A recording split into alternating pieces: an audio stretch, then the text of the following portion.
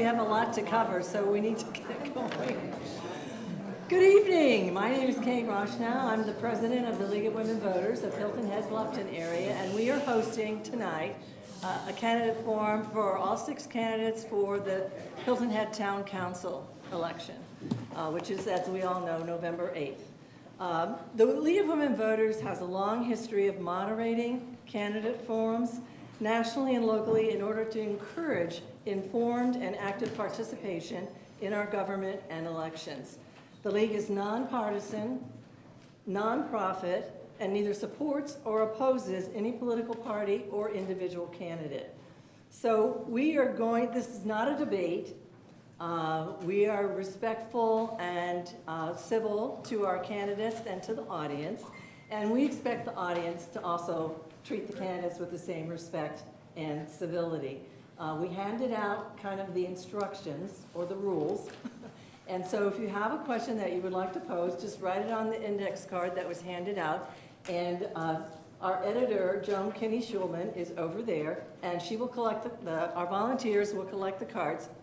Our volunteers will collect the cards, and they will give them to Joan, and she will look through for relevance and duplication.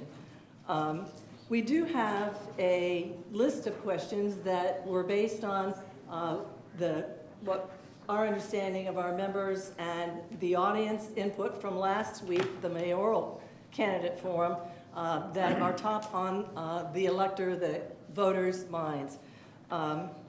So our moderator is Sally McGarry, who is a past president and has been a long time moderator. She'll be the moderator. We have a timekeeper, Chris DeFries, and then we have 2 volunteers, Ellen Walton and Sally Iotti, who will be attending to the audience questions or anything that is needed.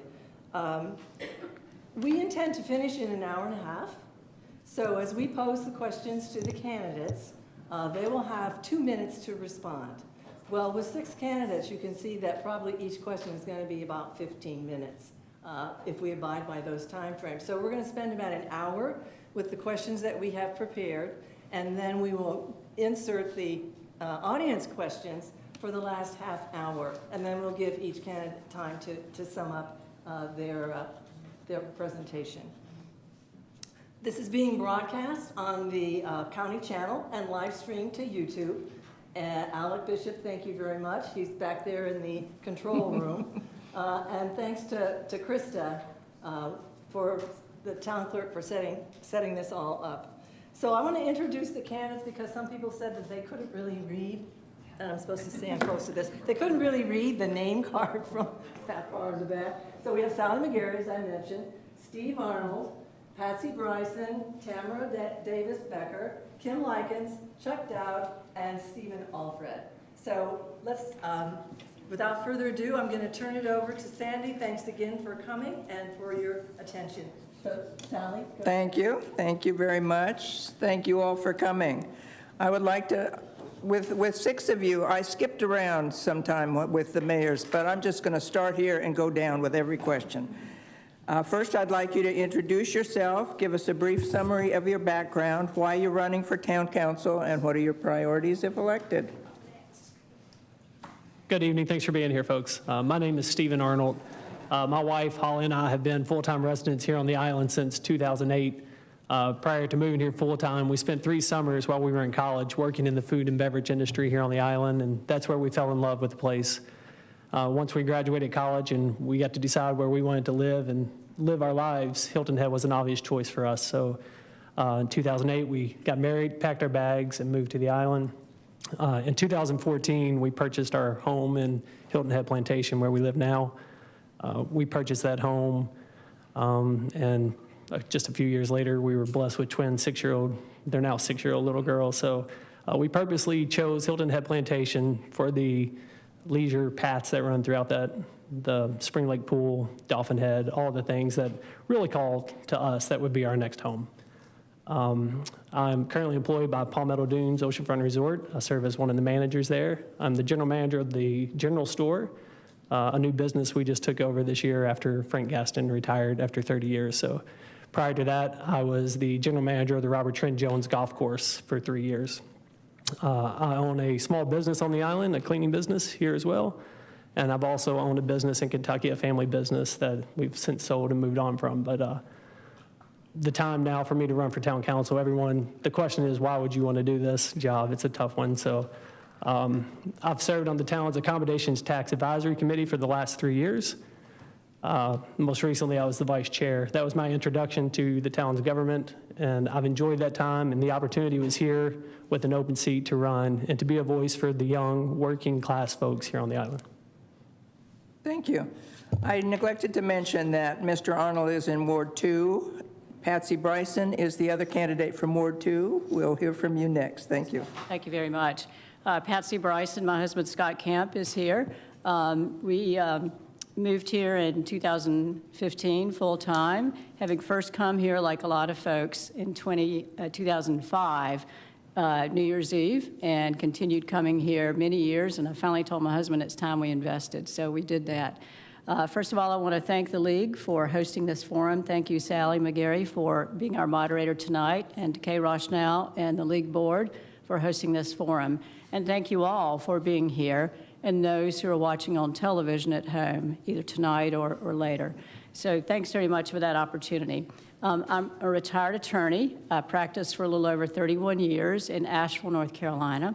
The first half of my practice was as assistant city attorney for Asheville. The second half of my practice was as a partner in a regional law firm. In that practice, I did most everything local government law. I represented towns, also school boards, community colleges, and in the private practice, I represented folks in zoning and land use matters, construction matters. I represented neighborhoods, businesses, and the Biltmore estate. Since moving to Hilton Head Island, my husband and I have become involved in community activities. He's a volunteer with the International Piano Competition, and also doing some other work with Hilton Head Symphony for Symphony Under the Stars coming up in a couple of weeks, or about 10 days. I am the chair of the Board of Zoning Appeals. I'm on the board of Bike Walk Hilton Head, advocating for pedestrian and bicycle safety. We're both volunteers at the Heritage Tournament, and we also are involved in the local church activities. My husband is a church musician.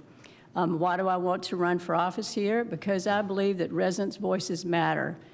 I co-founded the Coalition of Island Neighbors, and I have vast experience representing neighborhoods. Thank you very much. Thank you.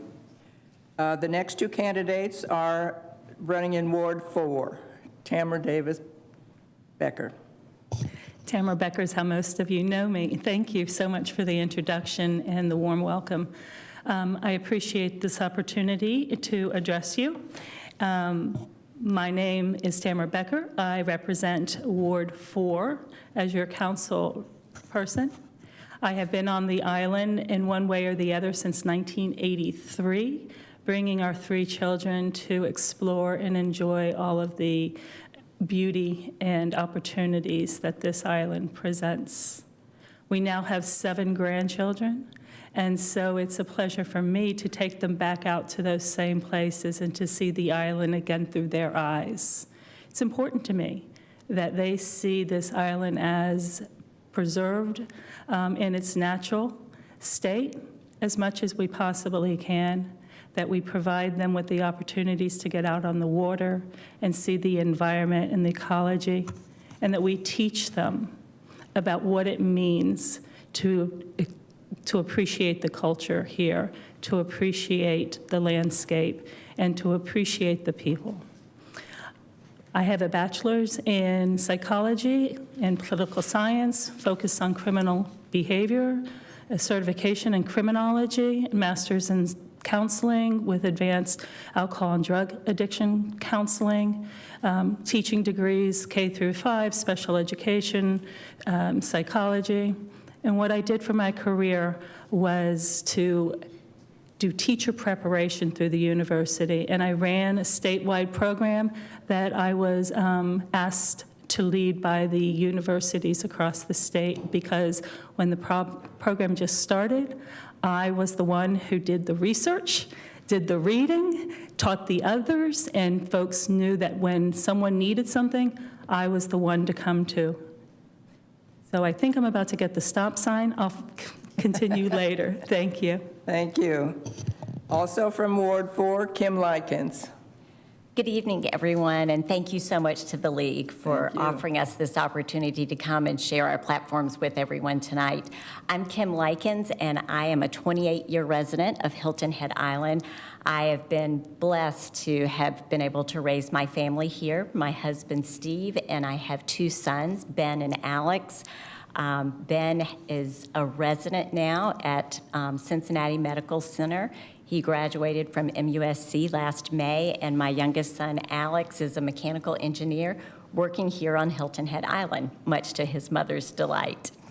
I spent 20 years in the healthcare industry. I worked for McKesson Corporation in management and actually moved here about halfway through my career when I was married and spent the other half telecommuting, as we're seeing many individuals do nowadays with being able to work remotely. After I retired, I spent a lot of time ingraining myself into the community. I was fortunate enough to be part of a grassroots movement that started the Sandbox Children's Museum, and then I also was a founding member of the First Tee of the Low Country. For the last 11 years, I've been honored to serve as the executive director of our local Hilton Head Boys and Girls Club. I was the town council representative from 2010 to 2018 for the Ward 4 seat. During that time, I served as chairman or as a member of every seated town committee. And I very much look forward to the opportunity of being able to serve the community in that capacity again. Thank you. Thank you. Ward 5, Charles Dowd. Sally, good evening. Thank you, and hello to everybody. My name's Chuck Dowd. I go by Chuck, Sal. Well. That's okay. And we've been coming here, my wife and I have been coming to Hilton Head for 25 years. We built a house in 2018. This is now our home, as my wife likes to refer to it, our dream home, right? This is a unique culture and unique environment that is like none other on the East Coast, and that's why we selected it as our place to live. My background, I am a retired assistant chief from the NYPD. I spent 35 years in public service. The last third of my career, I was involved in running the New York City 911 system and communications and all things technology for the NYPD. In the 2008 timeframe, I got involved in a nationwide effort to build a nationwide public safety communications network. And we went to Washington, we got public safety together as a group, and we were able to get federal legislation passed in 2012 to create that network, and it exists today. As far as my agenda, I have 4 basic things that I'm concerned about here on the island. One is the 278 corridor and traffic, and public safety and quality of life issues. Also, the housing issue is very important, attainable housing, affordable housing. And lastly, my fourth is short-term rentals, and I think there's solutions for all those. My attitude is, and my position is, that it's going to take leadership and commitment to do all those things, and I promise you that that's what I will do. Thank you. Thank you. Stephen Alfred, also a candidate from Ward 5. Thank you, Sally. And I thank the League for hosting this event. I have been a member of the local league for almost 2 decades here, as I was a member of the leagues in all the other cities that I resided in. And shortly after the last election, I worked with a league committee on trying to get a solution to the runoff situation, which we've had for the last 2 mayoral races, which ends up with a runoff right when everybody's thinking about Thanksgiving turkey. I'm kind of have an avocation for local government. It's something that I love. It's something I've been involved with all the way back to high school and college. When I finished law school and returned to Shaker Heights, a suburb of Cleveland, I served 8 years on the city council there. And after that, I became mayor in a strong mayor form of government, which is a little different than what we have here, for another 8 years. And then when I left Ohio, I consulted on government matters in Sandy Springs, a very large suburban area of Atlanta, and then in center of Illinois in Peoria. I worked on governmental ethics at the state level in Georgia. And when I got here, I got involved almost immediately in working on the committees for sea pines, both in safety and maintenance. And I'm currently a member of the Town Planning Commission and serve on the boards of the Art Center of Coastal Carolina and the Hilton Head Biking Group.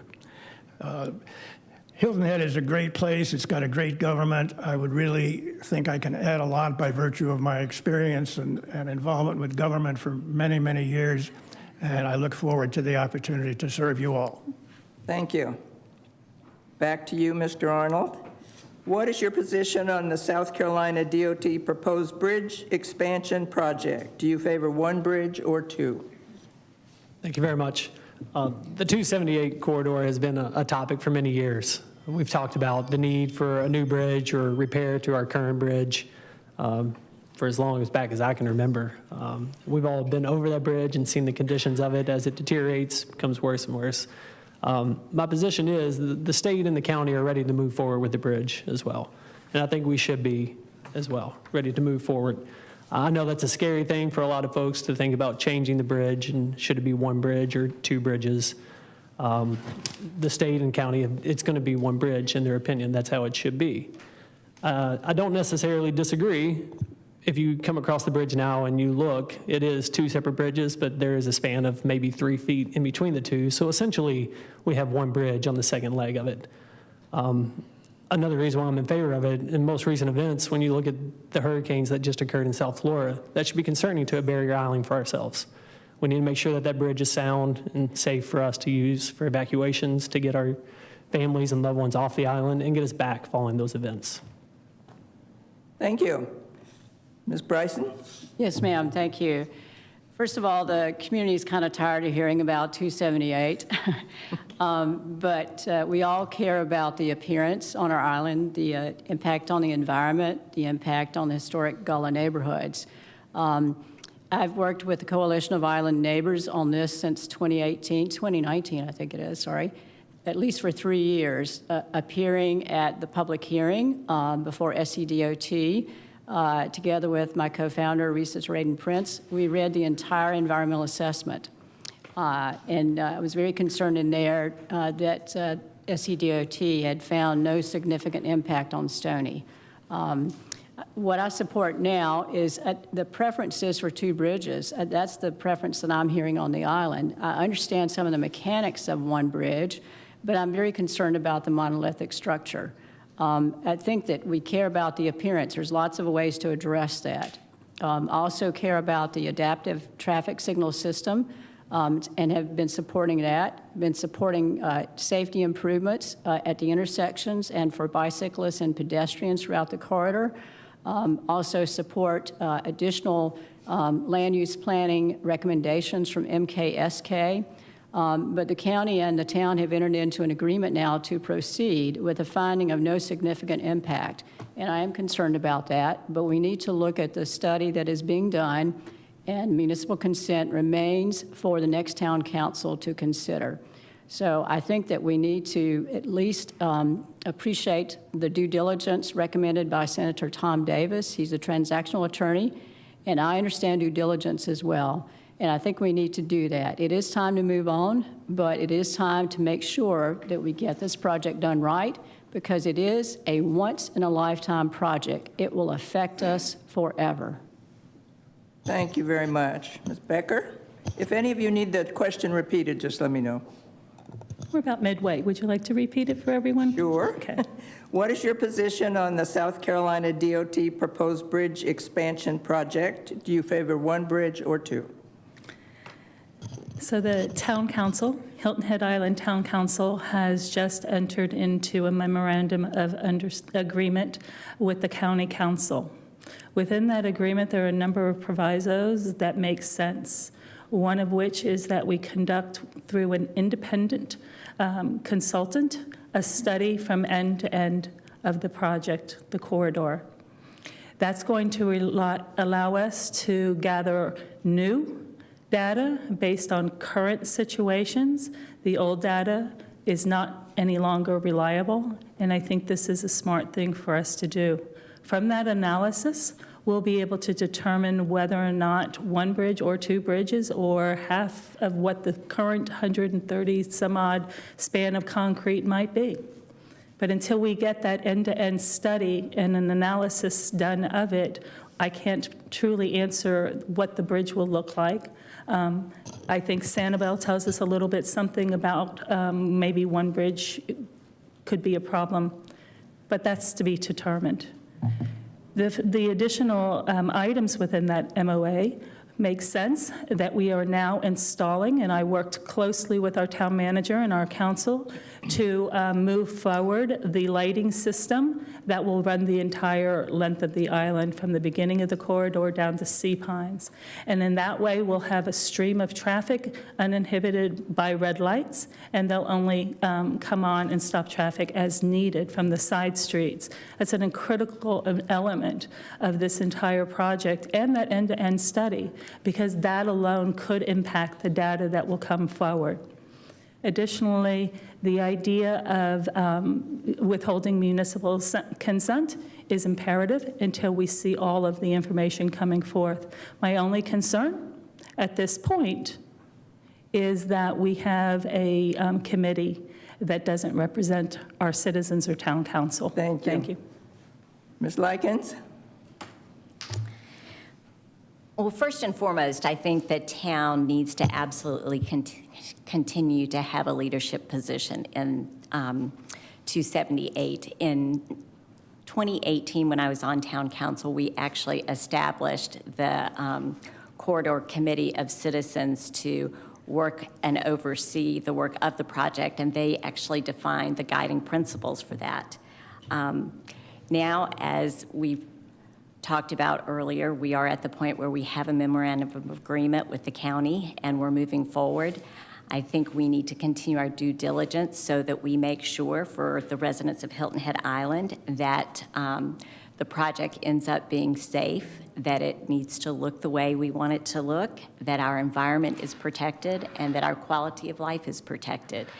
And absolutely, I support the fact that we need to have the end-to-end study done, the independent study, so that we understand from someone else's point of view what the best solutions are. And then we need to make sure that we don't grant consent until we're satisfied with those solutions and know that they are going to meet all of the requirements of our island. Thank you.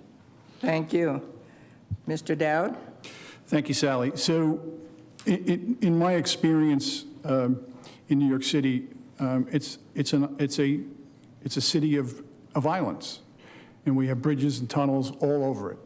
On any given day, there are 14 million people in the city. There are 9 million residents, but during a work day, you get 14 million people. So we knew how to move traffic.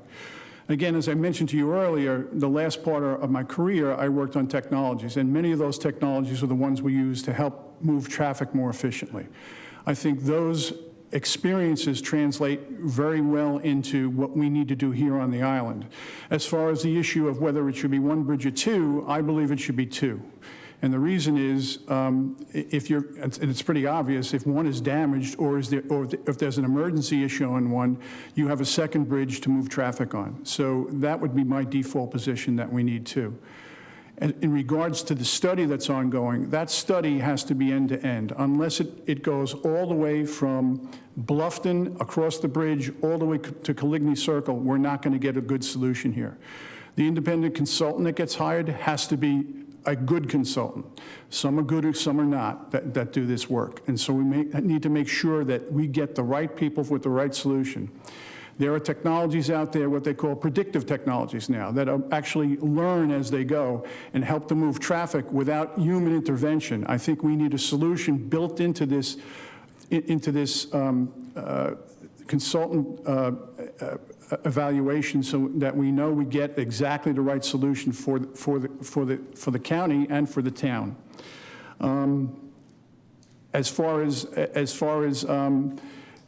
the municipal consent, I think we need to hold off on that when this study is done and have a robust opportunity for the town and the community and the residents of the town to look at it and evaluate it before we move forward. Thank you. Thank you. Mr. Alfred, proposed bridge expansion. Having spent as much time in local government as I have, I'm very interested in getting things done. The county and the town reached an agreement a week or so ago to proceed with a single bridge. To my knowledge, that's where we're going. They also said the county and the town agreed to do an end-to-end traffic study. That will take a few more months. It may come up with some good ideas for modifications. But from my perspective, it's not going to change the answer as to whether we have one bridge or two. Two bridges would cost another $30+ million, take another 5 years to get done, and would cause a lot of environmental problems. The county is never going to agree to that. So in some senses, this issue, from my perspective, is decided. We need to keep in mind that this is legally a project in which the county is in charge, not the town. The county is in charge.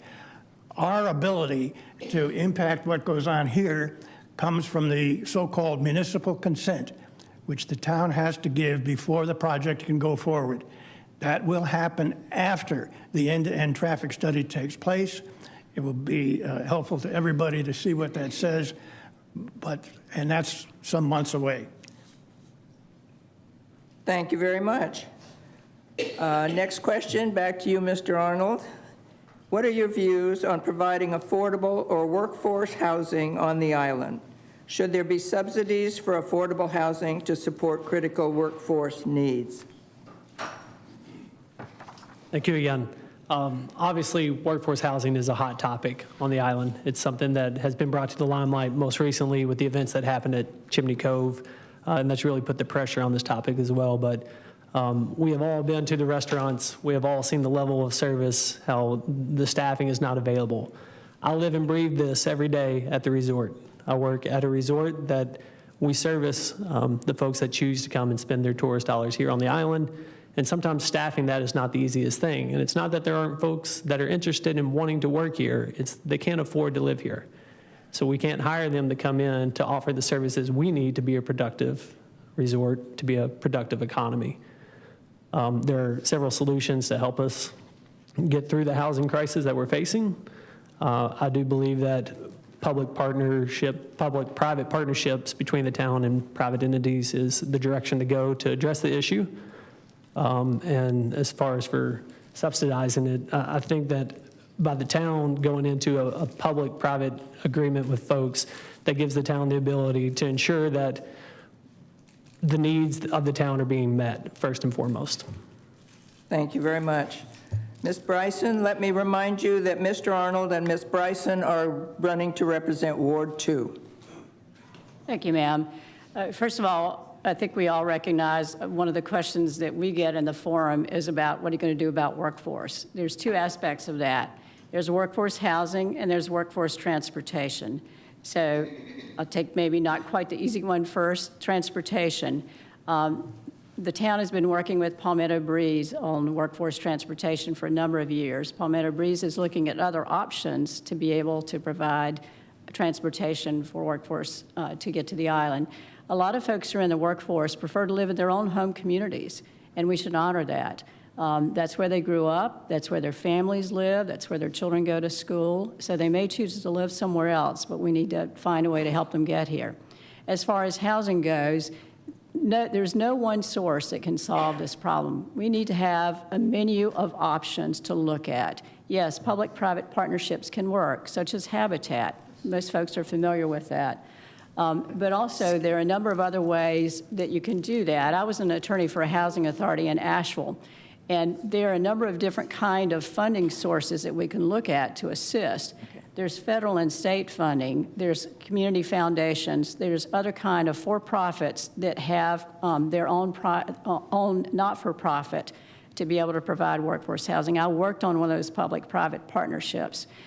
There's something called housing bonds, housing revenue bonds, where you use the revenue stream for housing to support it instead of a general obligation bond. We need to explore all sources of revenue, all sources of opportunities. There's not one source. There's not just the town. There's lots of different options we need to explore. We need to be creative, and we need to quit studying, and we need to act, because we know there's a problem, and it's time to quit studying. It is time to act, and that's what I intend to do. Thank you very much. Ms. Becker, do you need the question repeated, or are you clear? I think next time we'll ask the question a little further down. Thank you. In terms of whether or not we've been acting, we indeed have. There is a housing study that was commissioned 4 or 5 years ago, and within it, the town manager has extrapolated a strategic plan that we've been putting into place. So action has been being taken. We have offered some of the suggestions in the report. We offered conversion of vacant office buildings, and some have stepped out from the private sector and taken advantage of that. That was a little bit slow getting going, but it's taking off now. And I want to thank all those private businesses who are doing that and providing housing for their employees. Another option in that housing study that was commissioned was to increase density in return for a portion of workforce housing. We tried that. And from my perspective, that was a disaster. We didn't get from it the number of housing units that we needed, and moreover, our land management ordinance wasn't prepared for the type of structure that was to come forward. So I'm not a favor of increasing density to create workforce housing. We've offered 12 acres at the North Point, we're calling it, behind the North Post Office. That is to be forthcoming. We've got land that we will be leasing back, and we're looking at the proposals coming in. And of course, every investor and developer is looking at their return on investment, and that'll be an important element in terms of how that space fleshes out. It's my hope and desire and argument to my colleagues and town manager that we set aside some space there for Habitat for Humanity. And I've got the stop sign again, but we are doing more. Thank you. Ms. Likins? So our workforce crisis has definitely hit a tipping point. I'm sure everyone in this room has been affected by it, as have I, particularly at the Boys and Girls Club. I have over 100 children on a wait list because I can't find staffing to take care of them. And when there's no child care, parents can't go to work. Housing is one component. Clearly, transportation and child care are two other components, and hopefully we'll have time to talk about them. But just to speak on housing, when I was on council, we did commission the study that Ms. Becker mentioned earlier. It was done by Lisa Sturdivant, and it was a thorough look at our community and what we needed to do from their recommendation for workforce housing. It was actually adopted by the current council in April of 2019. However, clearly in the executive session, she says that the plan must be implemented holistically, that for it to work, you can't pick or choose one or two things. And unfortunately, that was what was done. We need to go back to this plan. It's an excellent plan, and we need to work it the way it was meant to be implemented. And first and foremost on this plan was to establish a public-private workforce trust. The town needs to bring assets available so that they can collaborate with developers and have access to state tax funds, to federal funds, to nonprofit organizations, so that all of the pieces of the puzzle can be pulled together and we can build nice workforce housing on Hilton Head. Thank you. Thank you. Mr. Dowd. So you're kind of hearing a common theme. So my position is also that this is not just a one-issue solution. Workforce housing, I'm a big believer in public-private partnerships. I've seen it work in Brooklyn as a young police officer, incredibly successful. When you get the city, nonprofit groups together, banking to come together to make solution, to make home ownership a reality for folks that normally couldn't attain it. I think we need to follow the same formula here. I think the North Point project is a great idea. I think Tammy was stealing my notes when she said about Habitat for Humanity. I think that there should be a component from that in the North Point housing program. We need to study that as it develops. I think that as a model, we look at that and see how successful it is, what we learn from it, how it goes, and then while we're doing that, try to identify other tracks that we can use for land for the same purpose. The other side of this is, again, the 278 corridor and traffic on the island. Those are intertwined, and they affect the housing profoundly. 14,000 people come onto this island to work every day. They commute onto the island. 45% of that comes from Beaufort. There are people who work on this island that don't want to live on this island. So there's no reason why we shouldn't accommodate that so that we can maximize the value of a good traffic solution for the island. The housing issue is critically important. We need to continue to work on that. What happened at Chimney Cove was an absolute disgrace. That's solvable, and I was happy to see that the town came in and the community came together to stop that disgrace from happening. Thank you. Thank you. Mr. Alfred. Well, I support the town's effort to develop workforce housing on the town-owned parcel near the north side post office. And I'm hoping with the experience the town gains on that project that they can facilitate the development of additional parcels, both large and small, so that Habitat for Humanity and the Gullah community can participate as well. I would also encourage participation by the private sector, such as the development the Sea Pines Resort has just completed at Target and Palmetto Bay Roads. We need to recognize, however, that most local businesses are not large enough and don't have sufficient assets and capital to be able to do what Sea Pines Resort and some others are doing. So that's why the town has to be involved. In terms of subsidies, which you asked about, that isn't the way the economic benefit happens here. The economic benefit to the renter comes from the fact that the property can be made available to the developer at a lower cost, which in turn is passed along in lower rents. Same economic result, different way of going about it. We all see that towns, local governments don't move very fast. And certainly we've been on this for 4 years. The first 2 years resulted in zoning changes that reduced density and got no response whatsoever from the developer community. In a sense, it's like Ecclesiastes. The time has to be right. When the town first started on it, the time wasn't right a couple years ago.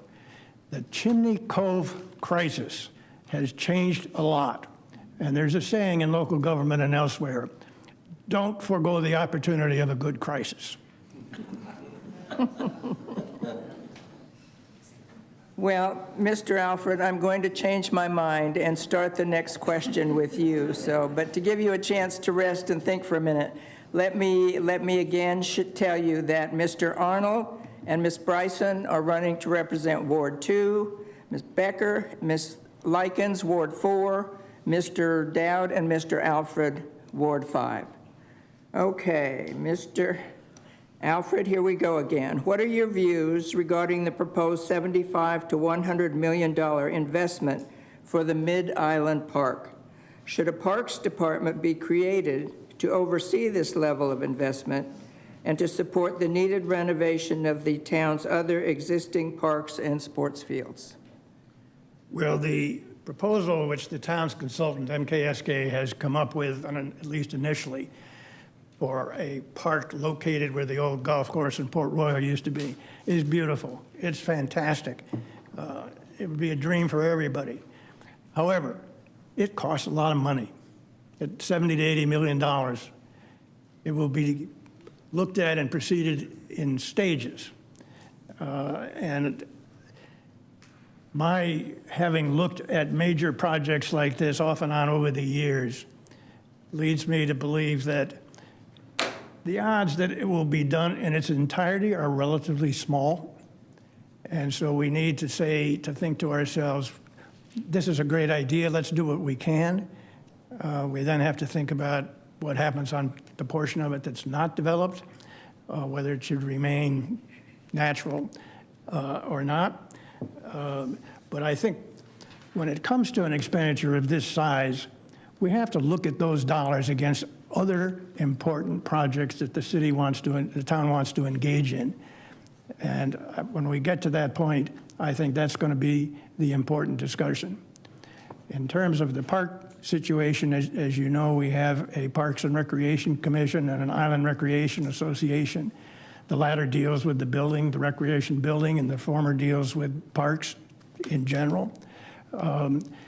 As to whether or not there should be a director, as far as I understand, they're both working reasonably well. If a good argument can be made that there ought to be somebody to come in that role, I would be happy to consider it. Right now, I'm not sure it's necessary. Mr. Dowd. So I think that the Parks program is a tremendous program, but as Tom Lennox, current councilman, said, where are they hiding the money tree to pay for this, right? So, but I think over the long term, if we take our time with this is a fantastic idea. I think we need to move forward with it. I think leadership and commitment can get that done. If you look at any study that's been done over the last 20 years of parks and recreations from around the country, the benefit to the local town and to the community has been fantastic. There was a study done in Seattle back in 2010 that looked at the benefits of the parks that they developed in Seattle, Washington. It brought in tens of millions of dollars in revenue, but it also saved tens of millions of dollars in healthcare costs from the folks locally using that. So I think there's a tremendous value to this. I think we should go forward with the entire project. It will take time because of the expense, but I think the value of return to it is unquestionable. Thank you. Thank you. Ms. Likins. So I was present when MKSK gave the presentation of the park and all of the elements, and it is spectacular. I mean, iconic comes to mind when I think about what it would look like and be. And in many ways, of course, you want something like that. It represents what we're all about as a community of excellence. But the price tag is extremely high. And during that presentation, there was no discussion about the cost of managing a 97-acre park, about security on a 97-acre park, and mainly about maintenance on a 97-acre park. And so I think that we need to understand a whole lot more before the decision is ultimately made, and maybe it'll be something that we do part of. Certainly, it would help with stormwater issues, and we all love preserving green space on the island. But I do think the residents need to have the opportunity to tell us if this is truly the highest and best use of those kinds of funds. Thank you. Thank you. Ms. Becker? Thank you. So over the last several years, we have undertaken a study and created plans that will rehabilitate all of the parks on the island.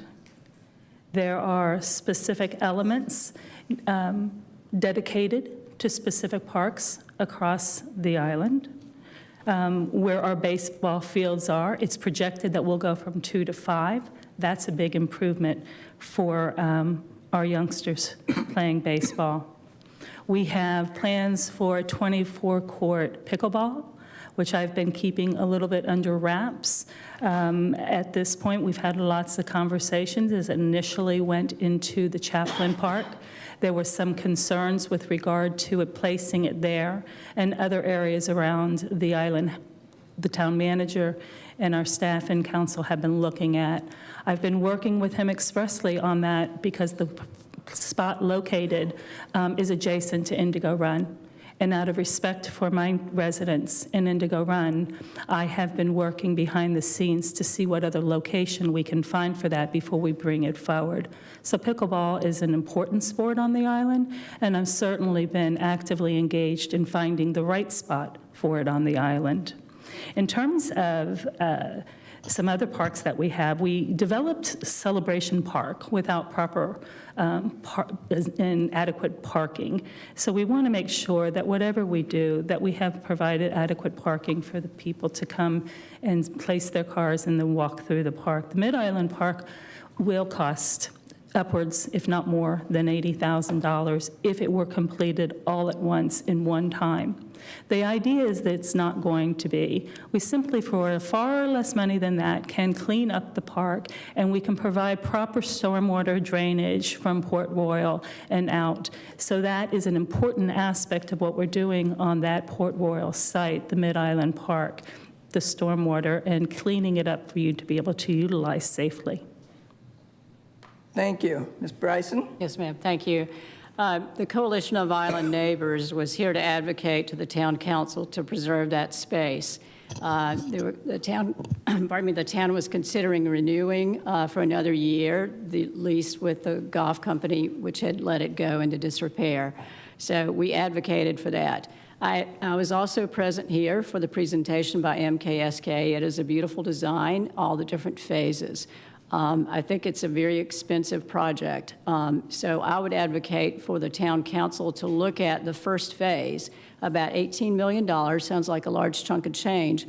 But what that would do is to restore the land to its natural state so that we could manage stormwater, because what happened when the golf company used that as a golf course, there was a lot of changing in the environment there, and so we need to restore it so that we can have better stormwater management there. As far as managing, having a department to manage, I was an attorney for the Parks and Recreation Department. It's an expensive department to have. You've got to have a lot of equipment, to manage parks. Now we have a public-private partnership with Island Recreation Association to manage programs and manage our parks. That's working quite well, and I think we ought to continue something like that. Of the town's $120 million budget, there's $45 million for capital improvements.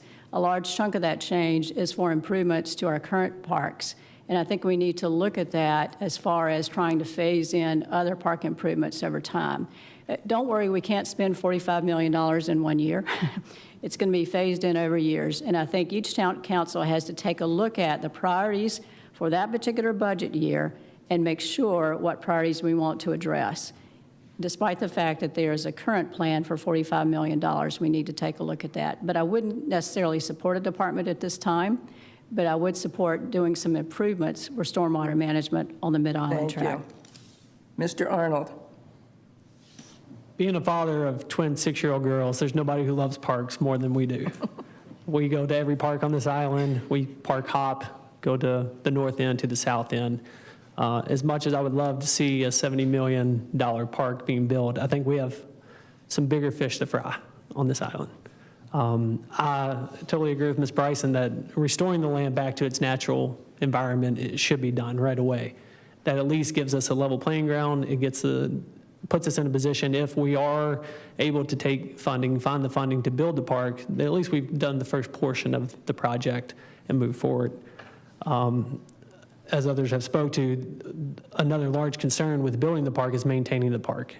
That's a lot of acreage to cut. I know from managing a golf course that budget is a big budget for the resort. Maintaining an 18-hole golf course, we have 3 of those, is not cheap. That won't be cheap for the town either. So before we move forward with building and going through with the entire project, I think the best thing to do is take off bites that we could chew one at a time and move forward while we address other issues across the island as well. I think it would be wise, instead of spending all that money on one project is to go around to all the other parks that are wonderful on this island, but could use a facelift to get them back up to the world-class standard that we all expect. Thank you.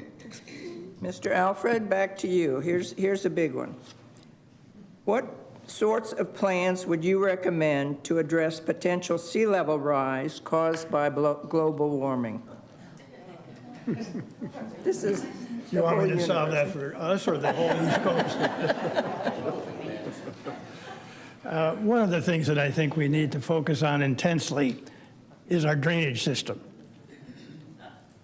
When we get high water, we're going to get a lot of water on our land. We have to be able to get it off the ground as soon and as extensively as we can. The town works with the various public service districts on the island to deal with stormwater.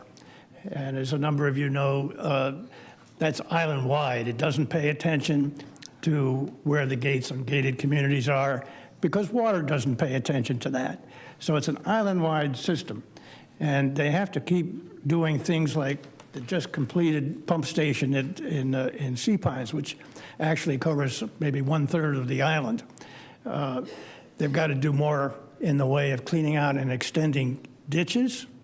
My particular street doesn't have either a sewer line or a ditch, but the larger streets have ditches which have been partially cleaned out. There's a lot of work that has to be done to make that those ditches clearer and better able to get the water to the right place. That, I think, is the primary thing that we should be focusing on in the next few years to deal with anticipated rising sea levels. Thank you very much. Mr. Dowd? So when Hurricane Sandy hit New York City, we learned the hard way that we weren't ready for it.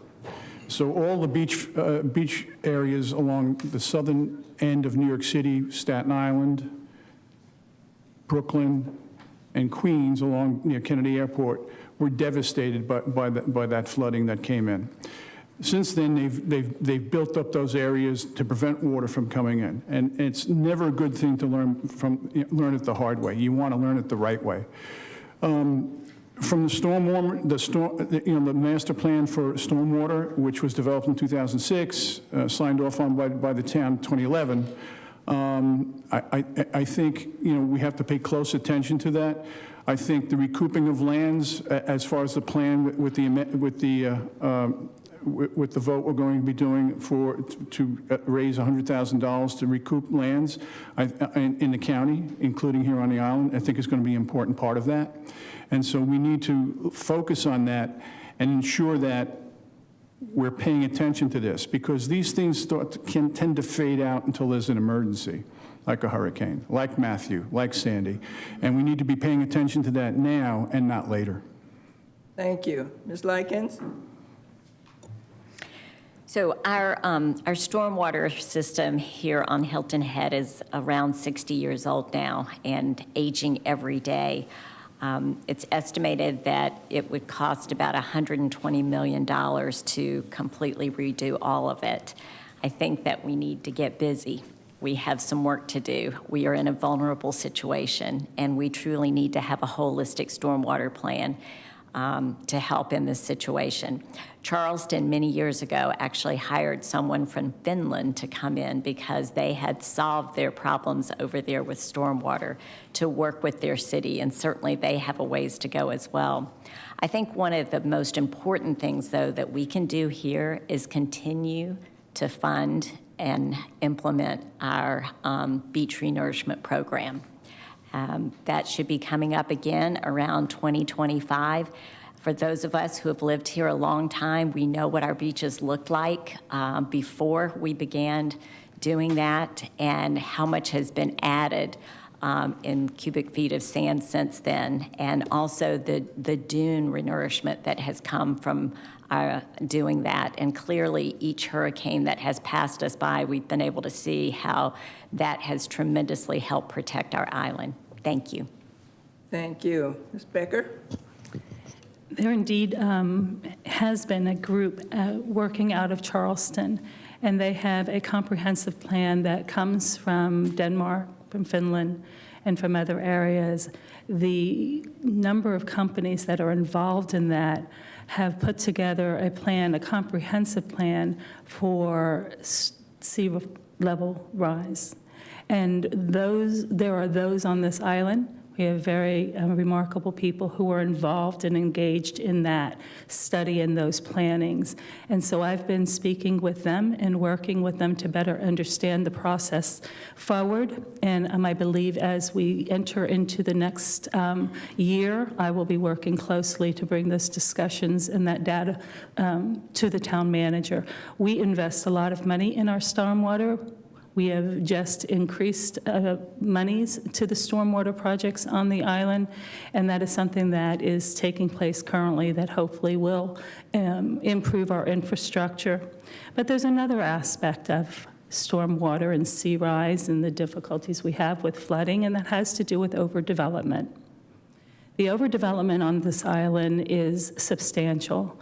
When you have a piece of property and you're putting a home on it and it covers every corner of the land, then you are going to create your own problem. So we have a natural problem that we're working with, and we have a self-inflicted problem.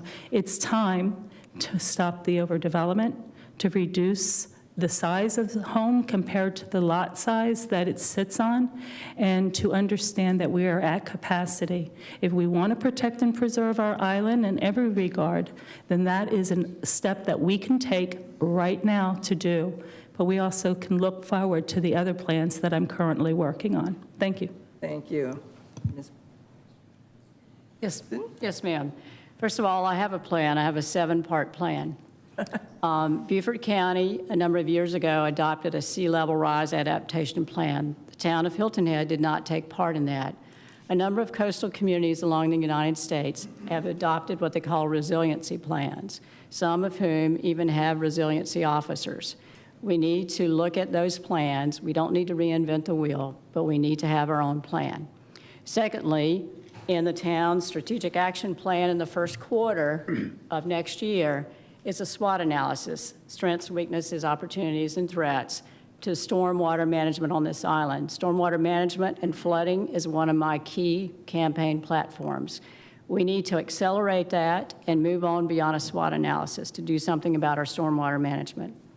Third, we need to conduct an immediate review of the land management ordinance and other codes to determine what we can do to address the plan for resiliency. Among those plans would be reducing the height, mass, and scale of all buildings along beaches, waterways, and marshes where the greatest impact of stormwater management is, and also storm surges. Next, partner with the PSDs to protect freshwater resources, especially during stormwater surges. Next, partner with others, such as the Dutch government organization, and I've met with those representatives, as have the City of Charleston, the City of New Orleans, and the U.S. Navy at Norfolk Naval Station in Virginia to learn how to live with water. And lastly, to create an eco-institute in partnership with the University of South Carolina at Beaufort here on the island to attract world-class experts who will hold seasonal sessions to conduct research, carry out proven methodologies, establish models for the town to incorporate and manage, and to provide experiential opportunities for residents and tourists to engage in protecting our beach and our stormwater. That's my plan. Thank you very much. Mr. Arnold. Thank you, Patsy. That's exactly what I was going to say, so she took it from me. That was well done. Obviously, climate change is something we have to monitor at all times. We live on a barrier island, and those threats are real to us. We've seen an increase of weather patterns globally, and we need to be prepared for that. And the number one thing we need to focus on is our stormwater drainage system. That's our first line of defense, just like Steve said. When the water comes in, we need to get it off. With the beach renourishment projects, that partner that we have with the town, they are monitoring and doing surveys quarterly for us. I believe it's quarterly, where they come in and they measure the water, where it stands, what movement's happening, watching our beaches, how they shift, what happens with the tides. We need to use that data to make informed decisions on how to protect our island and the residents that live here, along with our properties. Thank you very much. Okay, now we will go to questions from the audience. And I guess I will start with you, Mr. Arnold. Will you force transparency from the Hilton Head Bluffton Chamber of Commerce on how it uses millions of our tax funds? Thank you very much. I believe that any contract that the town enters into with a third party, that the town should hold the cards to ask for key performance indicators. We need to be able to measure the money that we're allocating out to third parties. I believe that that's our responsibility as a government that we are, and as town council, our duties are to be able to be accountable for the decisions being made and answer the citizens' request as to what is being done with the funding coming from the town. Thank you. Ms. Brison? Yes, ma'am, thank you. During the past 4 years, in fact, I think it's in 2020, the town renegotiated an agreement with the Hilton Head Bluffton Chamber of Commerce. That expires December 1 of 2025. A year prior to that, the town will issue a new request for proposals for a designated marketing organization, which gives it time to look again at the terms of the existing contract. In response to community concerns, the town council had a committee, I see Councilmember Lennox sitting at the back, who worked on the renegotiation of that contract, increasing the auditing, reporting, and inspection of the Chamber of Commerce. Their annual reports required of the Chamber of Commerce. The budget and the marketing plan have to come before the ATAX committee for its consideration and recommendation, and then come before the town council for its consideration and recommendation. There are other inspection rights if the town staff ask for that are part of that contract. So we are bound by those current terms. I think there could be some increase in making reporting available, such as when those reports are made by the chamber, the town's Finance and Administrative Committee would look at those reports, and there are reports made by the chair of the Finance and Administrative Committee during town council sessions. And that information could be provided to the public, so the public has information on how the town is looking at the performance by the Chamber of Commerce. There are termination provisions. There are notice to cure provisions within that agreement. And I think it's important that we look at those provisions before we decide how else we can improve transparency. I am an advocate for transparency. I am a champion of open meetings laws. I will always want to report to the public every time that I can on anything that occurs. There are some requirements that we cannot report to the public because of sensitivity issues, but other things we can and should report. Thank you. Ms. Becker? So the topic of transparency is critically important to me. Your government should be totally transparent to you, period. Everything that happens behind the scenes needs to be documented and reported and available to you to review. No backroom deals. In terms of transparency with regard to the chamber, I think every one of our nonprofits need to be transparent and report regularly to us. I had the pleasure of working with the Finance and Administrative Committee on that committee to create the contract that Ms. Brison just referred to. And it is a different contract than in the past. It does require a higher level of reporting, and I feel confident in what we did. I think that this team that we worked together on the Finance Committee looked at all of the aspects of each one of the elements within the contract, including requiring that the chamber be responsive to the residents. Typically, we've always heard that the chamber is only looking out for the tourists, and we put into that contract that they also must be responsive to our residents. And as someone who is your resident advocate, I expect residents first in everything that we do. Thank you. Thank you. Ms. Likins? When I was on town council my first term, the idea of actually videotaping our council meetings came up. And actually, Councilman Lee Edwards was the one who came up with the idea, and we thought it was great. We brought it to town council, and it didn't go anywhere. they weren't interested in having that happen. Fortunately, a few years later, we had some changes on council, and we brought it up again, and it was passed. It was very important to us that our citizens have the ability to see their business, public business, done in public. And many of them work and don't have the opportunity to be here at 3 o'clock or 4 o'clock during the day. And so now there's live streaming as well as video. I also voted to make sure that a person who was not a resident of our city but wanted to be able to come forward and speak about issues was able to do that so that his First Amendment rights would not be shut down. And during the last council that I served on, we put together more community and citizen committees than any other council before us. So transparency is extremely important. We were also the first council that actually created an agreement with the Chamber of Commerce. At that time, we put in the remedies and the measurements that we felt like were appropriate and necessary. That contract has come up for renewal again, and the current council has worked on it and created even higher thresholds. And I think it's always going to be a work in progress as we look at it. But we also need to understand that much of this comes from state law, and we need to abide by what our state law says and the reporting purposes that come from it. Thank you. Thank you. Mr. Dowd. So on this issue, and really any governmental issue regarding transparency, it's critically important. I remember our experiences during the Bloomberg administration. There were a lot of information that the city did not want to share, and it wasn't clear why they didn't want to share it. And when you don't share information with the public, it tends to create mistrust.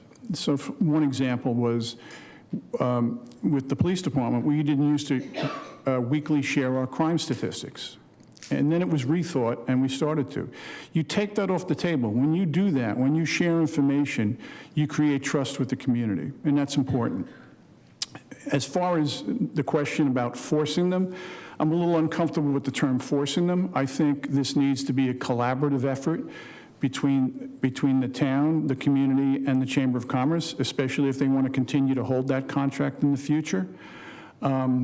I think there's ways to share that information with the public, and it's easily done through technologies. I keep talking about the importance of that without enlarging government to do this kind of work. It's easily done. And so when you talk about, the need for transparency, I think it's important to try to share information on all issues, including this whenever you can. Unfortunately, the state Supreme Court ruled against a lawsuit that would have created additional transparency.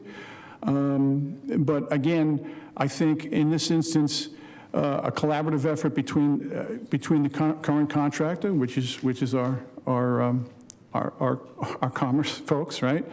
I think is important, and I think that will go a long way to create trust and confidence in government and in them. Thank you. Mr. Alfred. Well, of course, transparency is important. And I think while the chamber was not always in that mode, I believe they are now.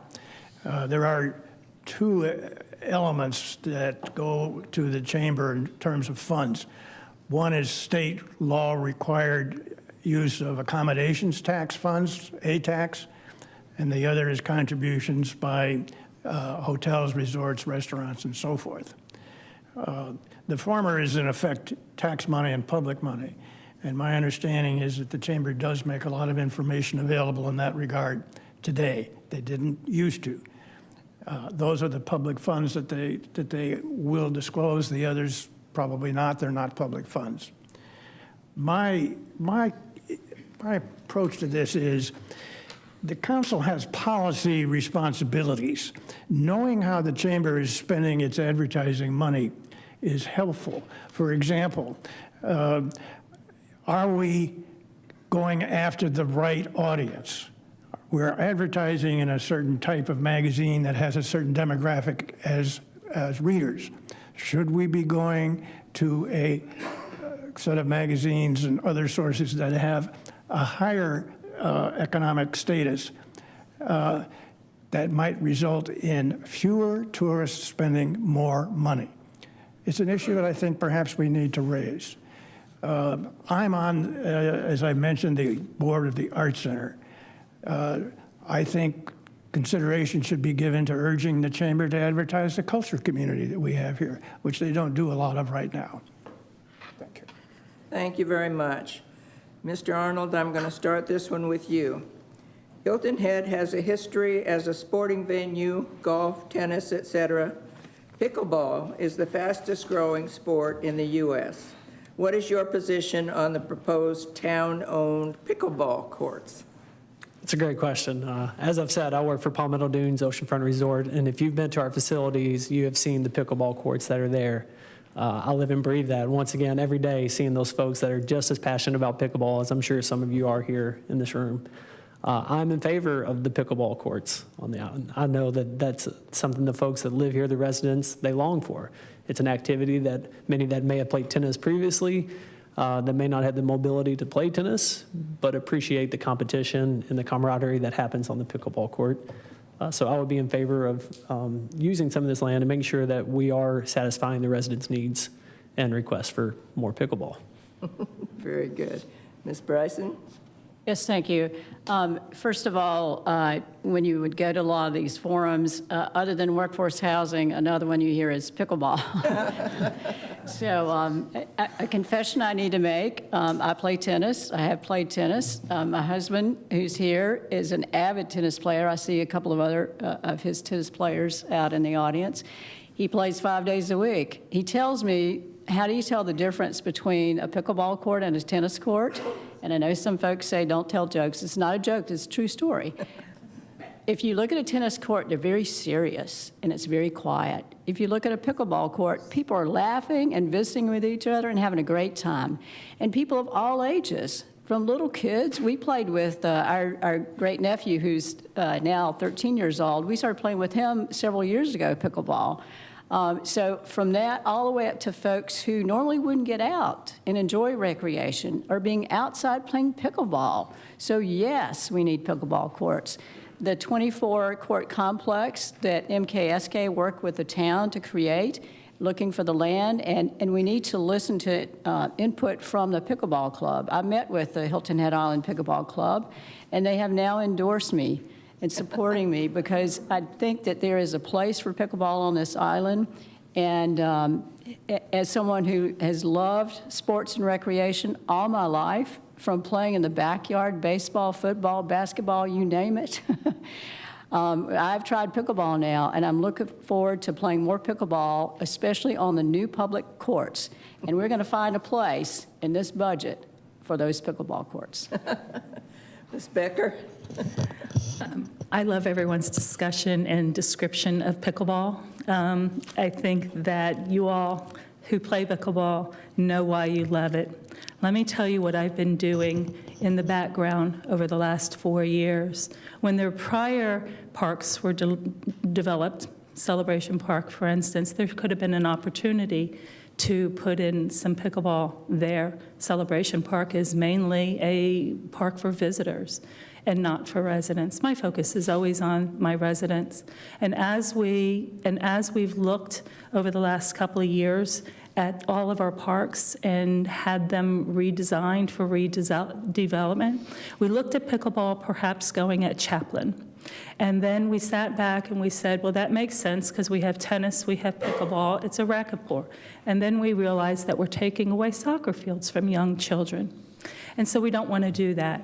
So we looked at some other places, and as many of you may know, there was a realignment and property found over off of Marshland. I just mentioned that. And I am currently looking for other alternatives to that property because I am concerned about my residents in Indigo Run and the noise that they may have to live with. I know that we fought hard against the electric go-karts, so I can only imagine how hard we'll have to fight with that. In talking to the town manager, I think we may have come up with a solution, and we go back to Chaplin Park. The current tennis courts that exist there can be divided into 23. pickleball courts, and then we would have to replace the tennis courts at another park, and perhaps that lower echo of a tennis ball would be a more appropriate place, given the idea, as Palmetto Domes does so well, of lights and traffic from possible tournaments. So I'm working on it, and there's something to come right after the first of the year as an announcement for you all. Thank you. Thank you. Ms. Likins? So I think it'd be hard-pressed to find anyone up here who's not a pickleball fan. We certainly have all, as candidates being out in our community, heard it from our residents, and I think we're all pledging and dedicated to making sure that we build pickleball courts. Just speaking personally, they've been a real saving grace for me at the Boys and Girls Club. We recently, over the past year, resurfaced our basketball courts, and we decided to add pickleball lines as well. And some wonderful volunteers from Indigo Run have been coming over and teaching our children pickleball.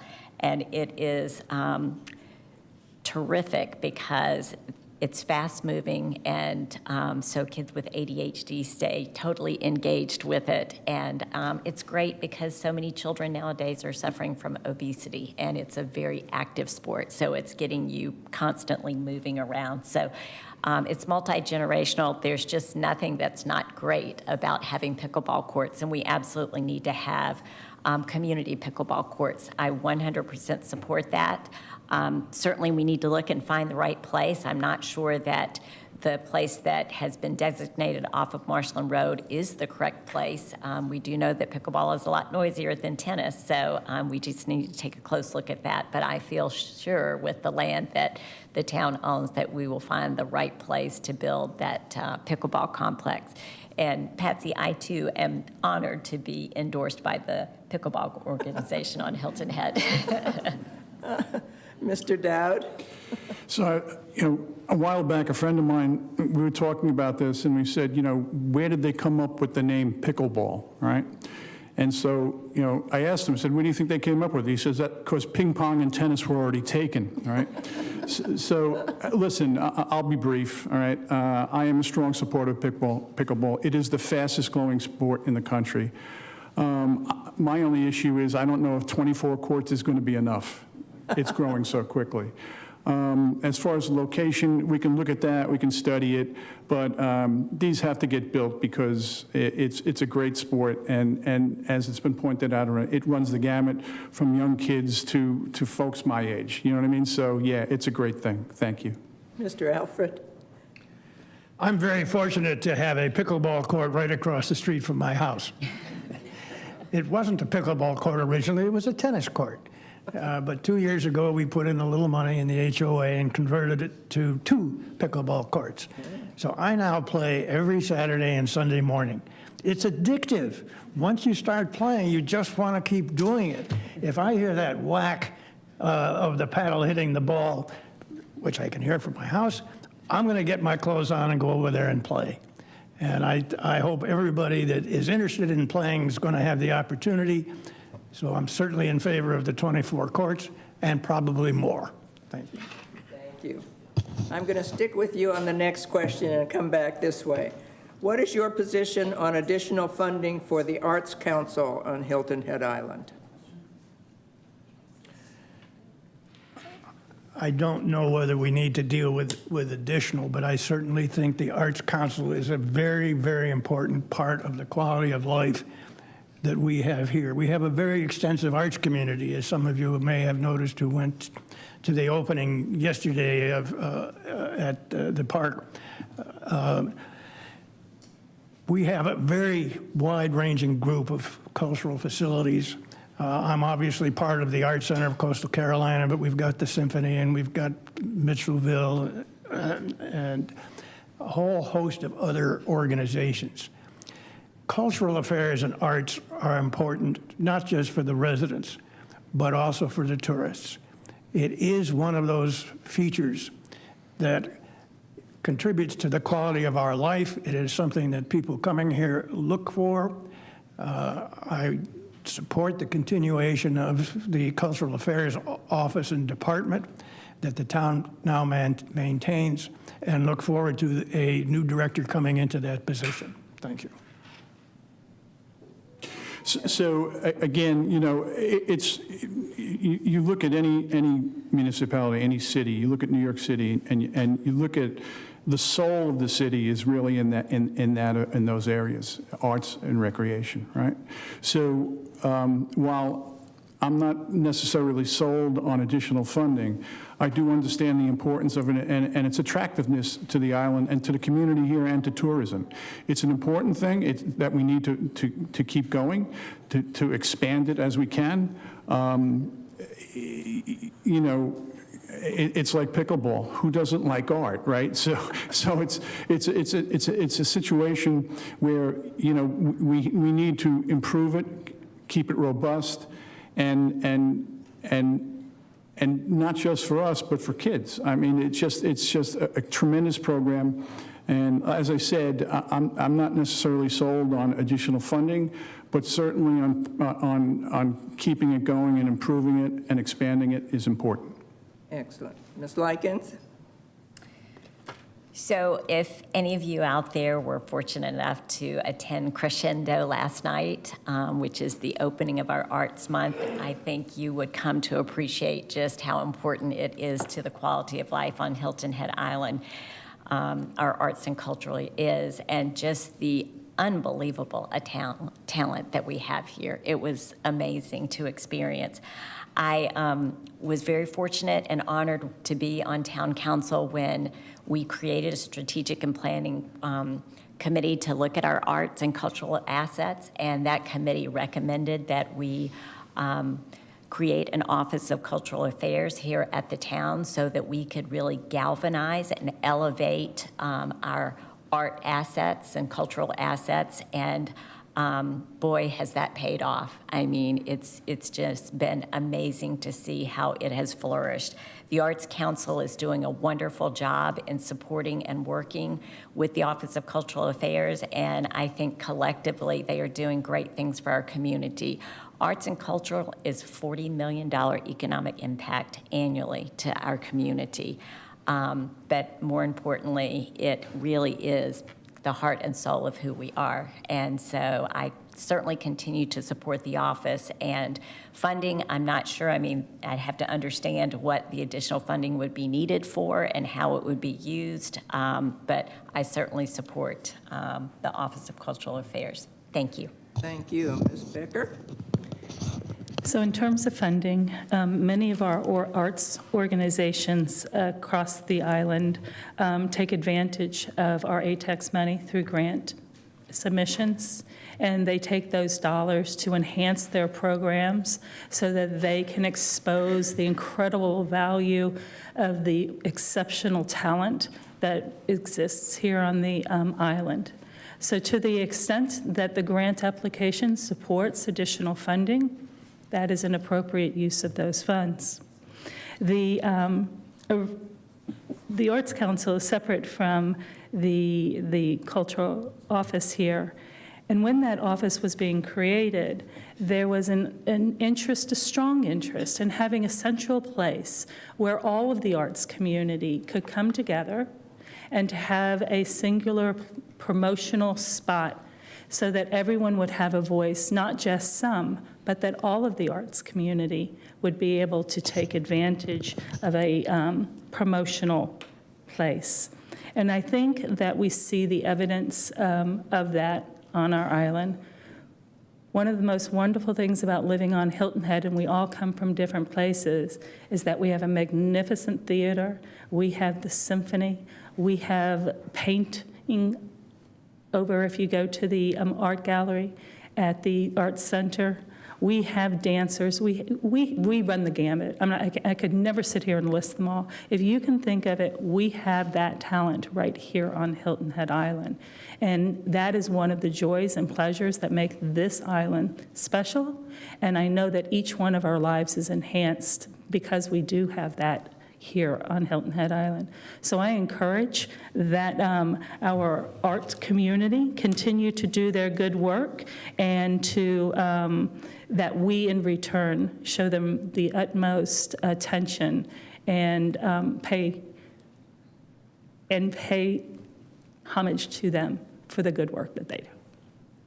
Thank you. Ms. Brison? Yes, ma'am, thank you. First of all, I am an arts and culture enthusiast and supporter.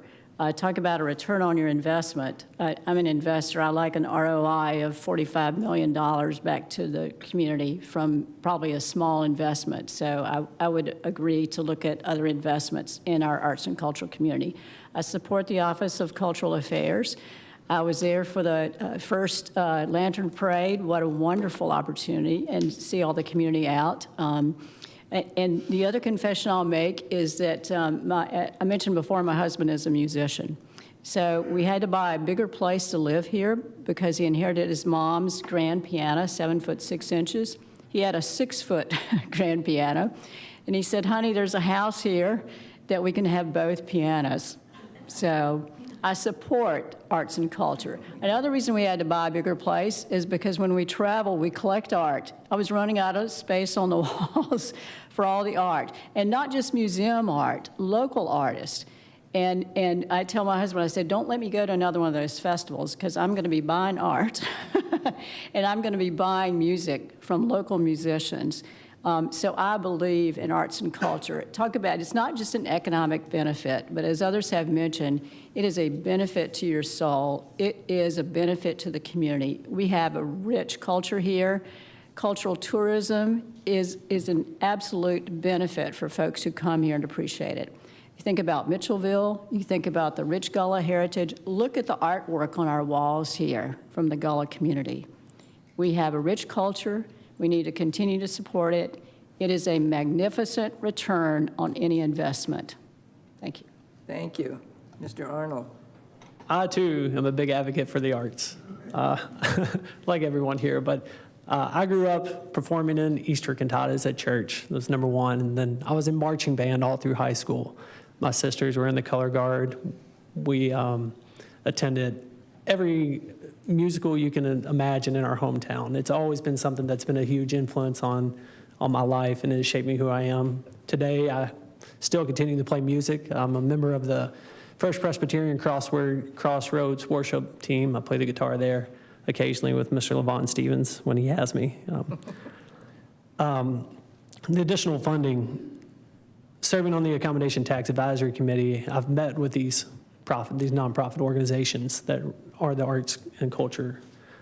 They are fantastic organizations, and they provide a huge asset to us here on the island that sometimes we forget how fortunate we are to have these assets. And as the World Tourism Organization, which is an agency of the United Nations, said, the global wealth of traditions is one of the principal motivations for travel, with tourists seeking to engage with new cultures and to experience a global variety of performing arts, handcrafts, rituals, and cuisines.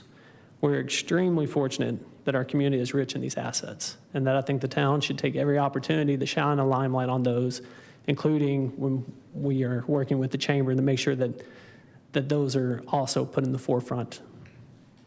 Thank you very much. We have about run out of time. I will ask each of you to do, how many minutes do they have to wind up? Well, a short summary, 1 to 2 minutes, please. Okay.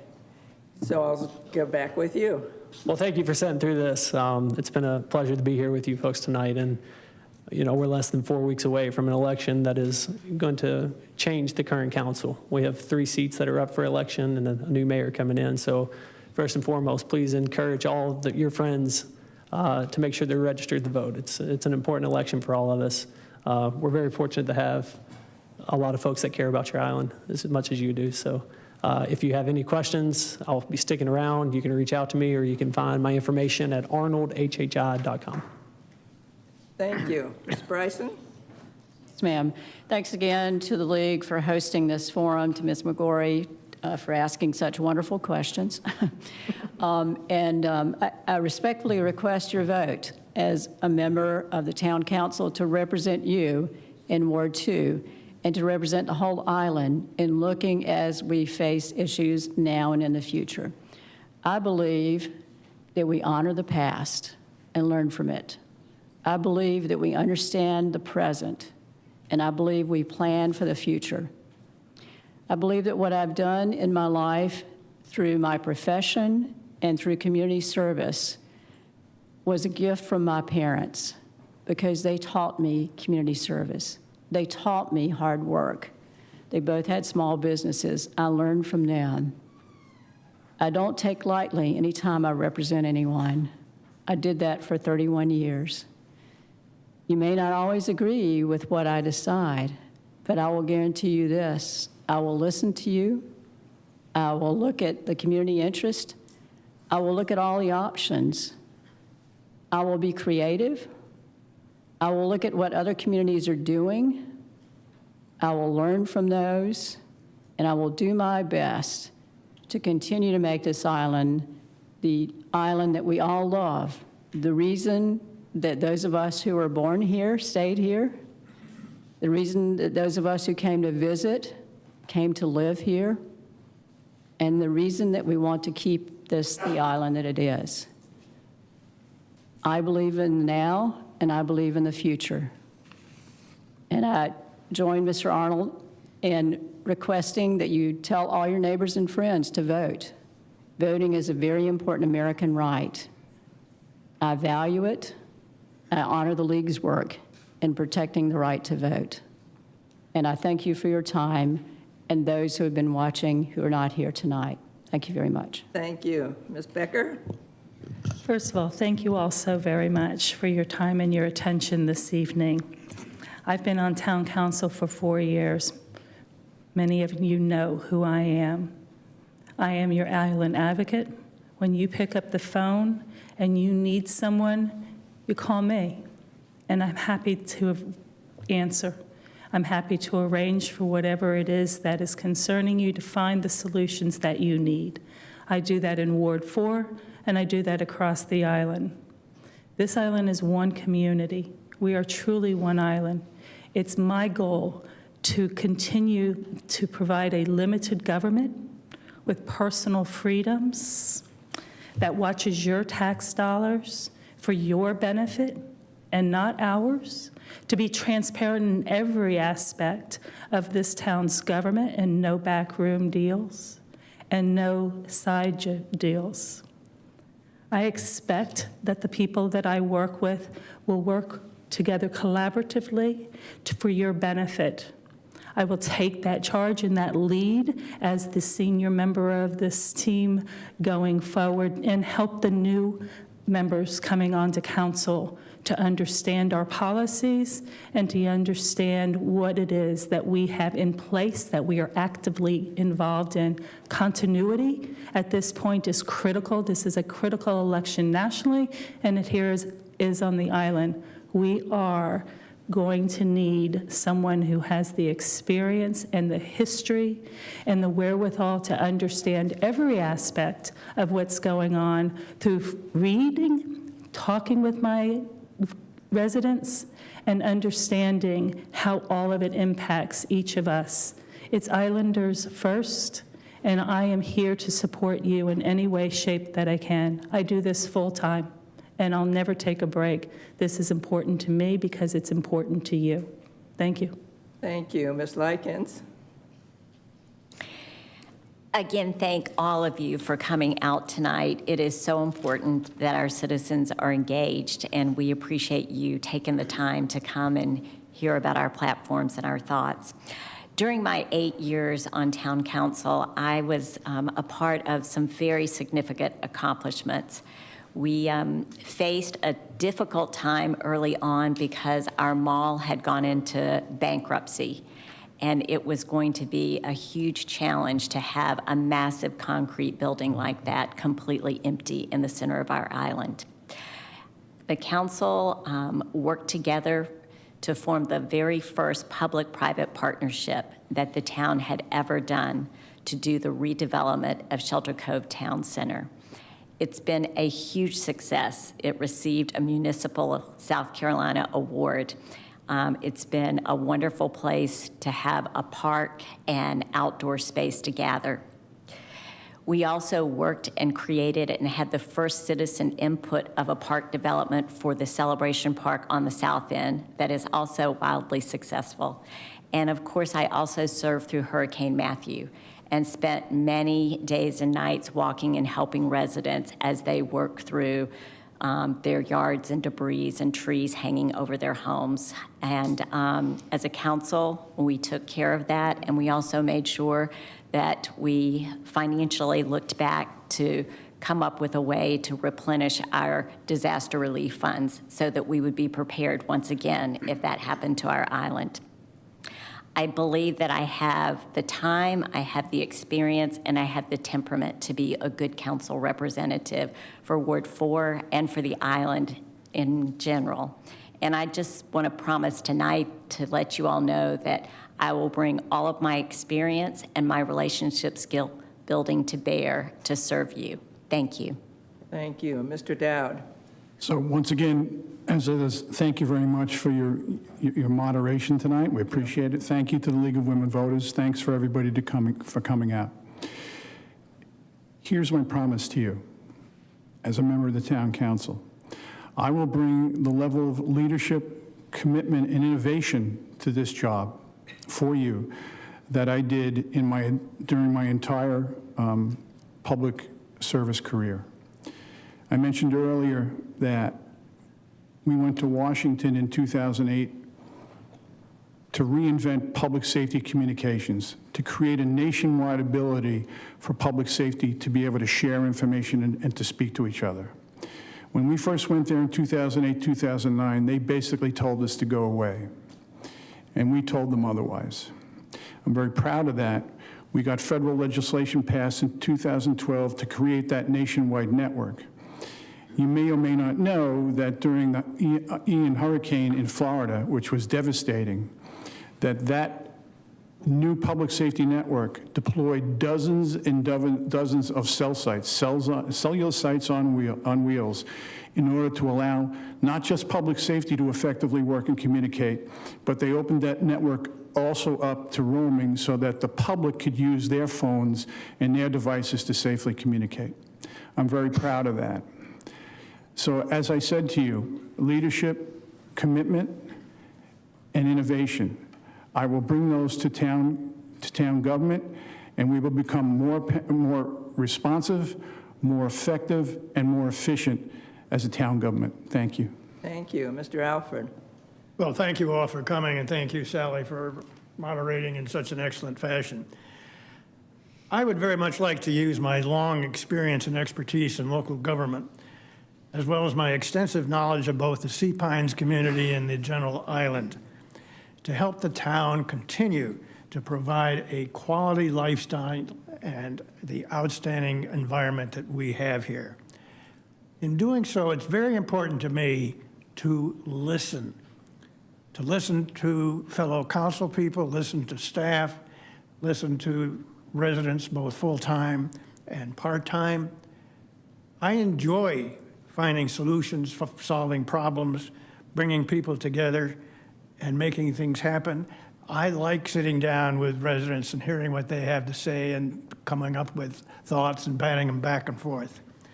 And in my work, if elected, I will do so respectfully, honestly, and openly.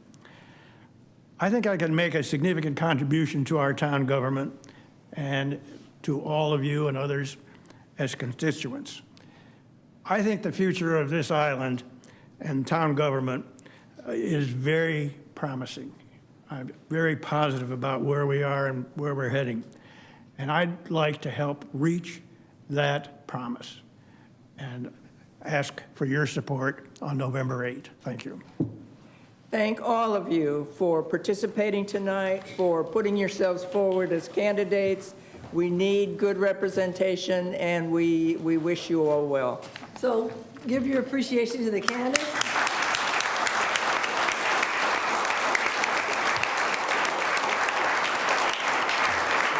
I hope you have gained a better understanding of the candidate that you need to vote for and that you will support him on November 8th. Two quick announcements. If you need more information, we have voting information as well as additional candidate information on Vote 411 We are holding the last candidate forum for the Beaufort County Council and also the Board of Education, which will be on October 25th at the Bethlehem Congregation Temple from 5:30 to 8. So encourage all of you to come and meet your candidates that night as well. So thanks again, everybody, for coming. You were a great audience. I really appreciate it.